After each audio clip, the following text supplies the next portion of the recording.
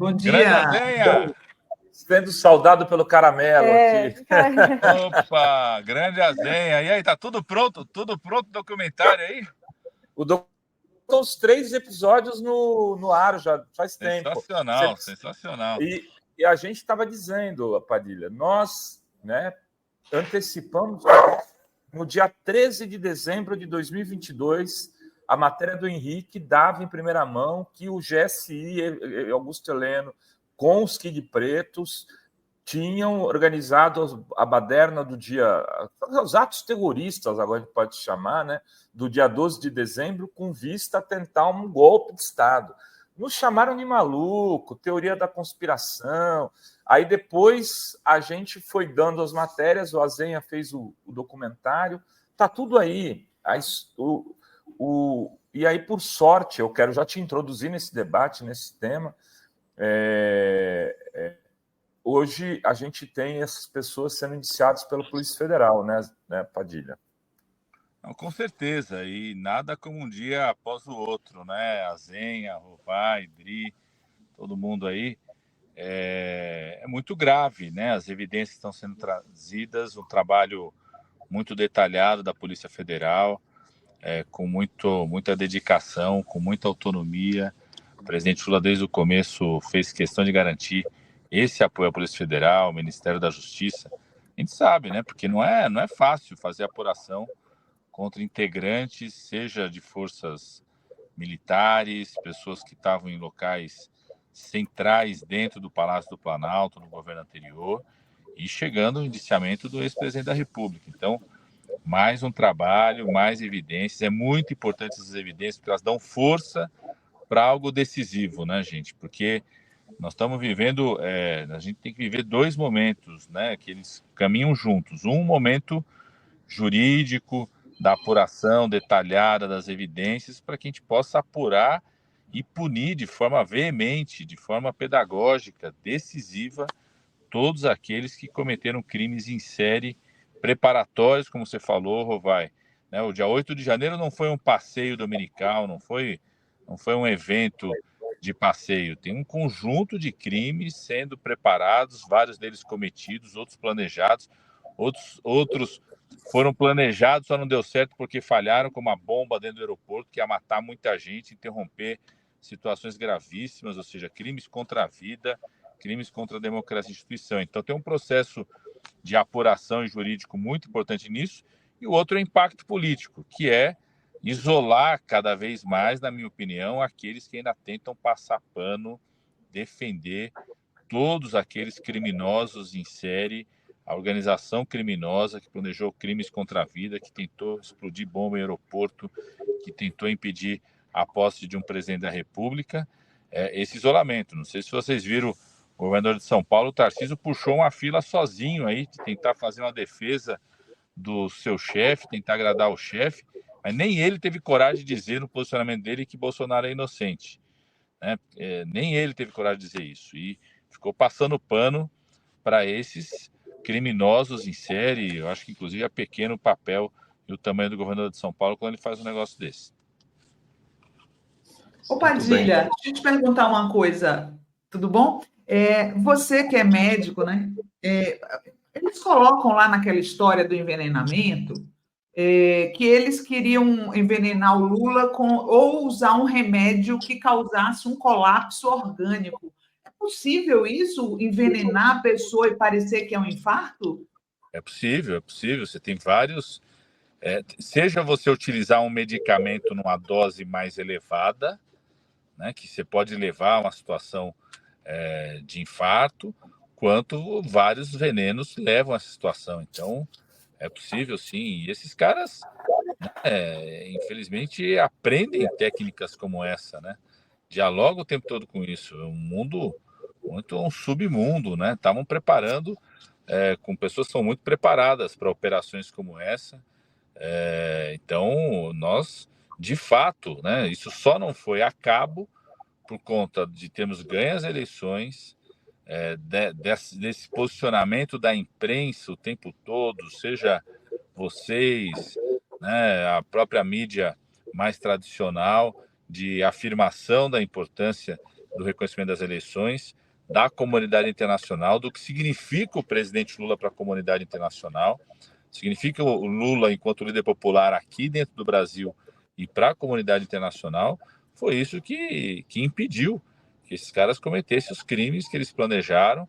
Outros crimes eles conseguiram cometer, né, como invasões a prédios, instituições tão importantes, tentarem viabilizar o funcionamento do Congresso Nacional, da Suprema Corte, do próprio Palácio do Planalto, só não foram a cabo por conta da nossa capacidade de reação, inclusive da reação institucional, daquele encontro com todos os governadores 24 horas depois, do Congresso Nacional ser convocado 48 horas depois para ratificar a intervenção, da decisão correta naquele domingo difícil do presidente Lula. Estava eu, o ministro Flávio Dino, de decretar a intervenção no GDF. A partir dali a gente começou a tomar conta do território da Praça dos Três Poderes, senão eles tinham ido até o fim. Eles não têm limites, absolutamente demonstrado que eles não têm qualquer tipo de limite. O Padilha, aí tem um movimento pela anistia. Depois de estudo desse plano de assassinato, envenenamento e agora o indiciamento, né, com a finalização desse relatório da PF, você acha que é enterrada a anistia, perde força no Congresso? Qual que é a sua avaliação? Rodrigo, como eu estava avaliando, eu acho que aqueles defensores dos criminosos em série, dos vários atos criminosos que combinaram no dia 8 de janeiro, perderam força para continuar fazendo defesa, mas tem defensor para tudo, né? A gente viu o posicionamento do Tarcísio, por exemplo. Eu acho que nós temos que manter alerta. Essa semana, todos os vice-líderes do governo de todos os partidos, você tem vice-líderes que são inclusive de partidos que apoiaram o Bolsonaro no primeiro, no segundo turno, né, que depois do dia 8 de janeiro quiseram, inclusive, passar a participar do governo, 6 meses depois entraram definitivamente no governo vários desses líderes. Os vice-líderes desses partidos assinaram, junto com o líder do governo, um pedido de arquivamento dessa proposta absurda de anistiar os atos criminosos preparatórios até o dia 8 de janeiro. O ato 8 de janeiro não teve nem condenação ainda, né, de todos os criminosos, já querem anistiar. Então, eu acho que ganhar força, né, a postura de não passar pano.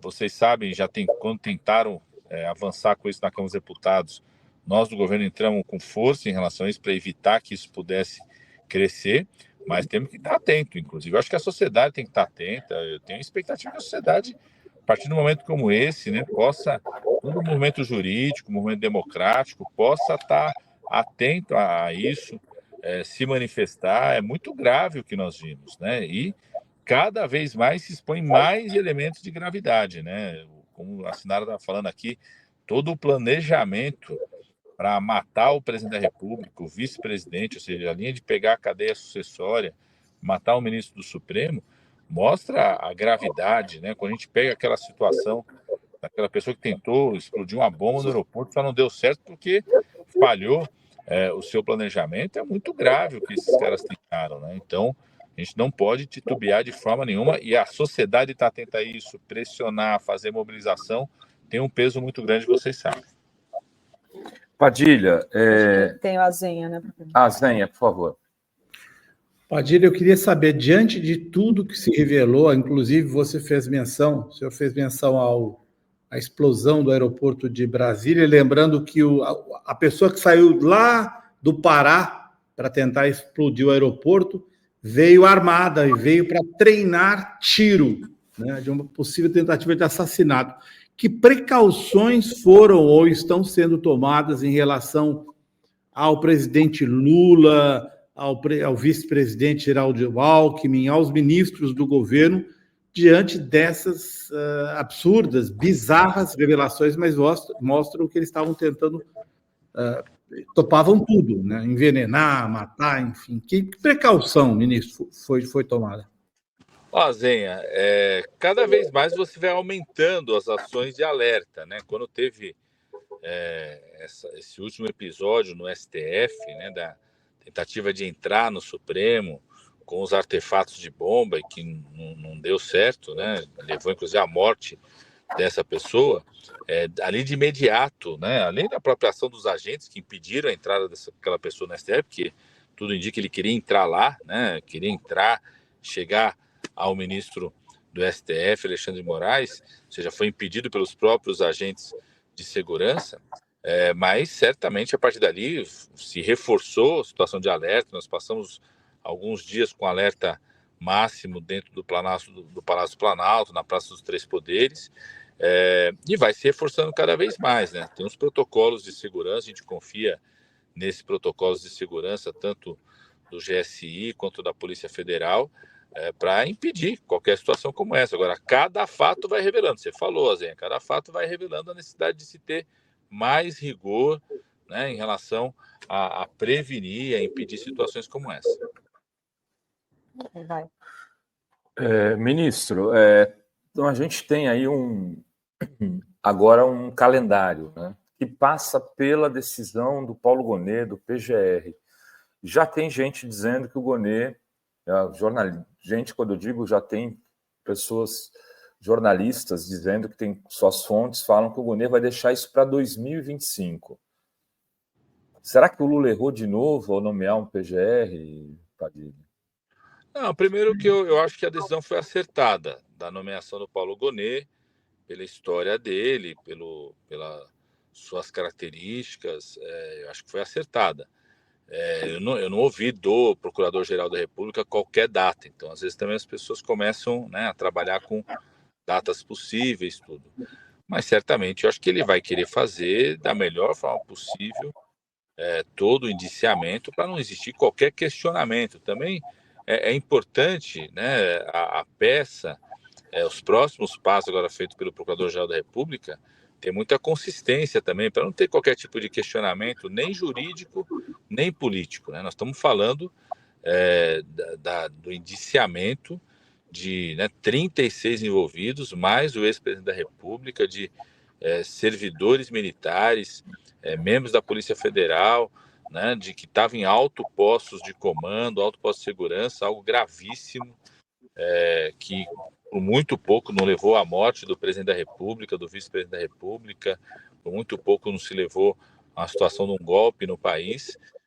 Então, ter, né, o cuidado para a peça de denúncia é muito importante em relação a isso. Não acho que isso seja um fator impeditivo, mais tempo ou menos tempo, para os próximos passos. Eu acho que tem uma questão fundamental, que é uma questão política hoje, tanto de mobilização dos atores políticos, mas da sociedade, na medida que ela vai tendo mais informações sobre as evidências. Por enquanto está em sigilo as evidências, só os nomes dos indiciados, mas é possível que daqui a pouco se abra o sigilo das evidências. Então a população vai tendo mais detalhes sobre o que aconteceu, né, o que é gravíssimo já, o que a gente já sabe, os detalhes já foram revelados e não foram contestados pela Polícia Federal, então certamente são verdadeiros, né? Tudo aquilo que já se revelou, não teve qualquer tipo de contestação pela Polícia Federal, pelo contrário, até confirmação disso. Então, são gravíssimos. E acho que o momento agora fundamental é a mobilização da sociedade, mobilização dos atores políticos. Tem um papel político a ser feito e dar toda a autonomia e garantia para que o papel jurídico, que agora o passo está com a Procuradoria da República, aconteça da melhor forma possível, né, respeitando o devido processo legal, mas com a consistência necessária para que não tenha questionamento posterior do indiciamento, da denúncia desses envolvidos. Muito bem. Sinara, Odrio? Tem uma pergunta do chat aqui. Do chat. A Flávia Moraes, ela diz: Padilha, quando o presidente Lula vai perceber que ele não tem um ministro da Defesa e sim um porta-voz dos militares? Flávio, eu acho que o ministro Múcio cumpre um papel, né? Um papel importante ali de administrar. Ele já foi ministro também da coordenação política do governo no segundo governo do presidente Lula. Eu sucedi ele aí na coordenação política, sei da habilidade, acho que ele cumpre um papel. É lógico que todo mundo tem expectativa de uma profunda reforma do papel das Forças Armadas, né, da gente, situações como essa, fazer com que a gente repense nisso. Mas eu não tenho dúvida não, Flávio, que uma parte importante de não se consumar o golpe, né, não se consumar esses assassinatos de pessoas, não se consumar parte dos crimes que estavam planejados, tem a ver também com a posição de parte importante do alto comando das Forças Armadas de dizer que não ia entrar na aventura de Bolsonaro, não ia entrar na aventura de Braga Neto, não ia entrar na aventura desses golpistas. Então, e a presença do ministro Múcio ali ajuda a dar esse equilíbrio. Eu acho que ele cumpre um papel importante dentro da conjuntura que nós temos, dentro da correlação que nós temos, dentro da relação que nós temos com o Congresso Nacional, correlação de forças dentro da própria sociedade. Eu acho que nós estamos dando passos cuidadosos para salvar a democracia brasileira, para garantir que os responsáveis por isso sejam devidamente punidos, não pode ter anistia, não brincar com isso, e com isso criar um ambiente no país para a gente dar passos futuros para consolidar a nossa democracia. Padilha, teve um aspecto aí dessa tentativa de golpe no Brasil que a gente não pode ignorar, que é a presença do presidente Joe Biden à frente dos Estados Unidos, né? O Biden foi importante para que os militares não se assanhassem, né? Como é que fica com o Trump no poder? Primeiro, eu quero reforçar isso, viu, Sinara? Não só dos Estados Unidos, mas de outros chefes de Estado, né, e da comunidade internacional como um todo, da imprensa, teve um papel decisivo ali antes mesmo das eleições, durante as eleições, né, de rechaçar tentativas do Bolsonaro de questionar as eleições, aquele episódio absurdo, criminoso de convocar os embaixadores dentro do Palácio do Planalto para questionar o processo eleitoral, né, e não ter adesão por parte dos países em relação a isso. Então, primeiro, eu acho que foi importante o papel de toda a comunidade internacional. Lógico que os Estados Unidos têm um peso grande, mas não tem mais um peso único, né? Você tem outros chefes de Estado, outros países que reafirmam a democracia. Segundo, tem uma diferença. Agora nós estamos no comando, né? O presidente Lula é o presidente da República, é o comandante das Forças Armadas, construiu uma frente política no seu governo que sustenta o governo, mais ampla, inclusive daquela que nos elegeu. Isso tem um peso importante, com todas as dificuldades, para não só aprovar o que tem que aprovar no Congresso Nacional, para a gente manter o crescimento acima de 3%, né, retomar todas as políticas sociais que foram recriadas, fazer o enfrentamento político, mas também cria um colchão de defesa da democracia. Então,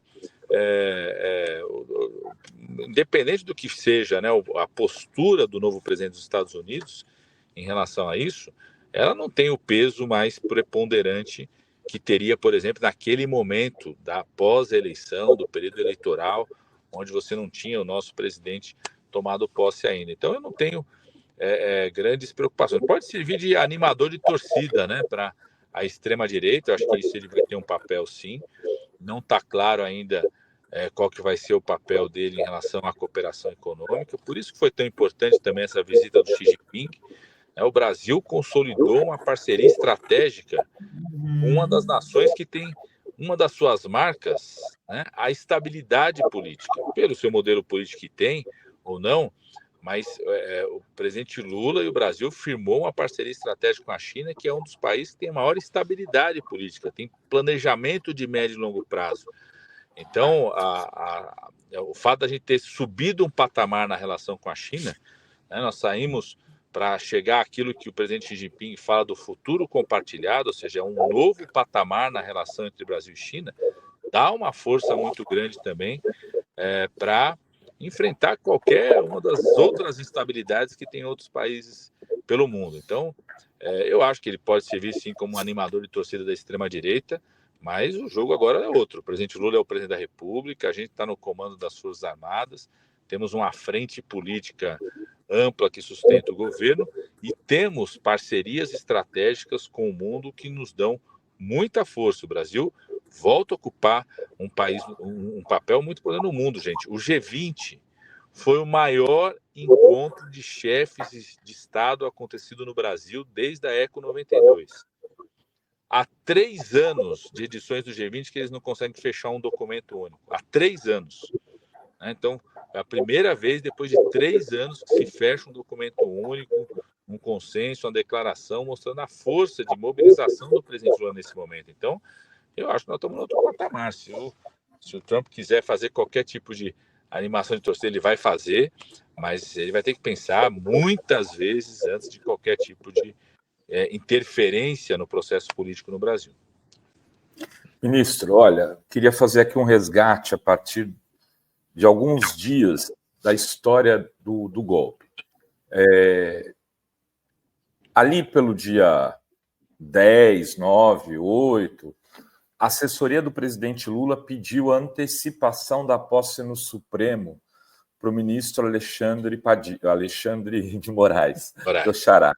Isso. Alexandre de Moraes. Do dia 19 para uma data um pouquinho mais próxima daqueles dias. E aí decidiu-se pelo dia 12 de dezembro. Eu queria saber por que foi feito esse pedido. Vocês tinham informações de inteligência de outros países ou de algum país aqui, ou mesmo interna, de que eles estavam planejando alguma coisa entre o dia 7, 8, 9 e 19?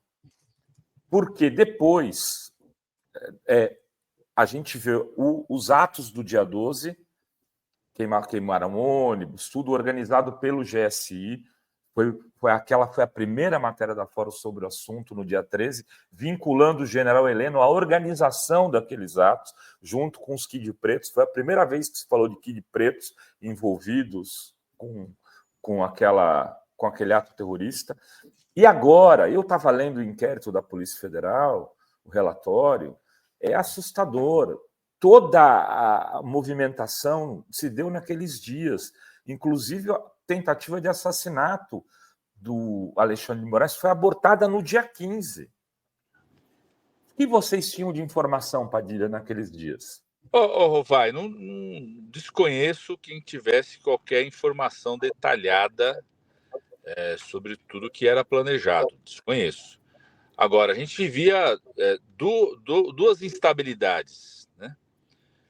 A gente vivia uma instabilidade econômica, tinha muita dúvida, né, do que o governo ia fazer, do que o governo ia construir sobre aumento de recursos para garantir manutenção de políticas importantes no primeiro ano de governo, o que ia fazer para a proposta, né, de fim de teto de gasto. Então, aquele período estava fechando a votação, a discussão sobre o que foi a PEC da transição, e tinha insegurança sobre o processo da posse, né? A gente tinha até aquele momento o presidente da República em exercício, o chefe, comandante-chefe das Forças Armadas, não tinha sequer ligado ao presidente Lula ou dado uma declaração reconhecendo o estado das eleições. Vamos lembrar isso. O presidente Bolsonaro nunca foi a público para reconhecer o resultado das eleições. Isso é gravíssimo. Então, até aquele momento, você tinha isso. Então, a antecipação da diplomação, da posse pelo STF, tinha um papel e um peso decisivo. Independente, desconheço qualquer tipo de informação detalhada, mas você tinha essas duas inseguranças e instabilidade. Então, a confirmação da posse era um ato político também, não só legal, mas era um ato político. Foi um ato político ali, a confirmação da posse, né, o reconhecimento da vitória do presidente Lula e do vice-presidente Alckmin, o reconhecimento do papel do TSE. Recuperem, né, o ato da posse, o momento, os discursos, as falas, né, o reconhecimento ao presidente Lula, o reconhecimento ao presidente do TSE na época, Alexandre de Moraes. Tudo aquilo tinha um peso político muito importante, né? E aquela diplomação permitia o presidente anunciar quem ia ser o ministro da Defesa, anunciar quem era o ministro da Economia, anunciar quem era o ministro da Coordenação Política. Então, você fazer momentos e atos importantes de reafirmação do governo que se iniciava. Então, isso também teve um peso. Tinha um peso para a comunidade internacional, né? Tem um peso para a comunidade internacional. Você concluiu o processo eleitoral, a avaliação do estado eleitoral e da posse formal que é dada pelo Supremo, ou seja, pelo TSE, o reconhecimento pelo Tribunal Superior Eleitoral do resultado eleitoral. Então, a gente vivia momentos de instabilidade, né? E que continuaram, né? Todo exercício da garantia que a posse popular fosse realizada. Então, todo o gabinete de segurança montado pelo ministro Flávio Dino, pelo ministro Múcio naquele momento, que tinha a execução das ações pelo GDF depois. O GDF parou, né, de cumprir as suas responsabilidades no dia 8 de janeiro, tanto foi necessário fazer a intervenção no setor de segurança do GDF. Então, você tinha um momento de instabilidade, tanto econômica quanto política e institucional, você ter a antecipação, você fazer a posse o mais rápido possível, dentro do devido processo jurídico, era um ato político institucional muito importante também. Muito bem. Se o Azen e a Sinara tiverem mais alguma pergunta, se não, passo para o Eu teria uma pergunta, ministro. Nós temos uma história do Brasil, nós temos uma história de golpes, nós temos a história de 54, a de 64, temos o golpe de 2022 contra o Lula. O senhor não acha que está na hora de fazer uma reforma nas escolas militares brasileiras? Eu sei que não é a sua área, mas fazer uma reforma,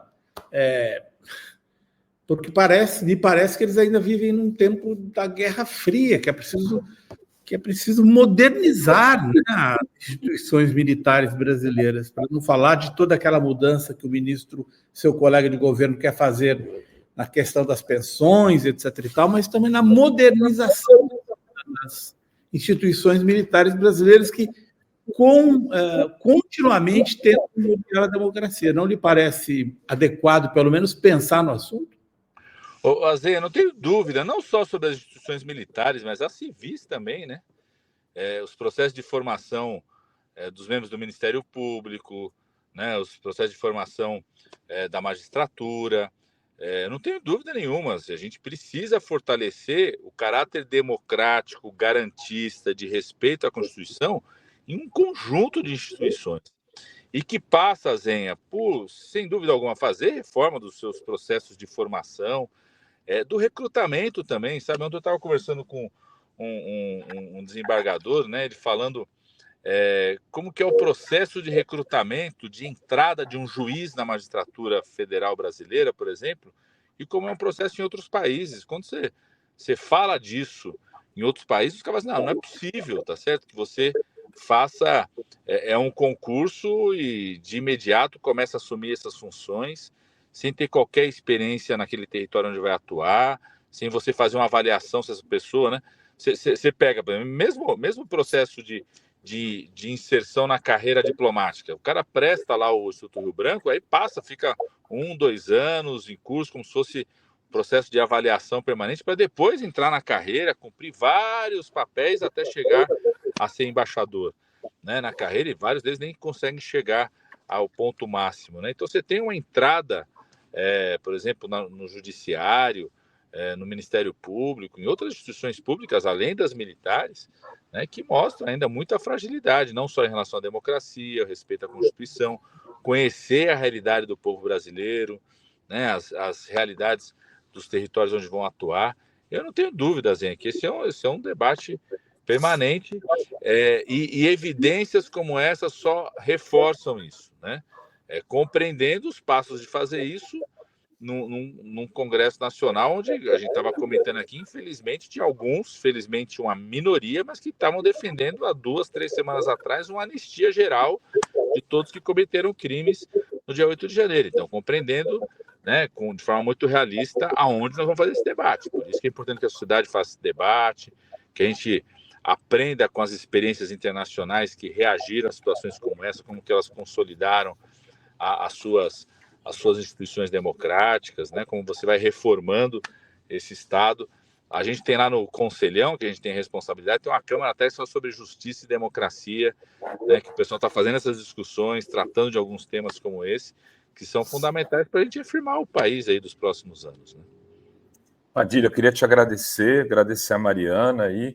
Padilha é sempre muito atencioso com a Fórum, é um dos ministros mais importantes, né? O ministro palaciano, mas sempre fala conosco, e isso é importante não para a gente, não é mas para a audiência que está aqui. Estamos com 3 mil pessoas, isso aí dá 30 mil pessoas no final do programa, e são pessoas que certamente vão reverberar aqui o que ouviram. Padilha, muito obrigado, viu? Eu que agradeço, gente. Para mim que é uma honra estar com vocês aí. Um grande abraço ao Azenha, Sinara, bom demais revê-los. Um abraço na Adri. E parabéns aí ao vivo, viu, Rovai? Foi o seu aniversário essa semana. Ganhou o Santos subindo para a Série A. Então, parabéns aí, duplamente, tá certo? Muitos títulos de vida, né? Tchau, Padilha, obrigada. Padilha, esse seu santismo é famoso, hein, Rovai? É, famoso.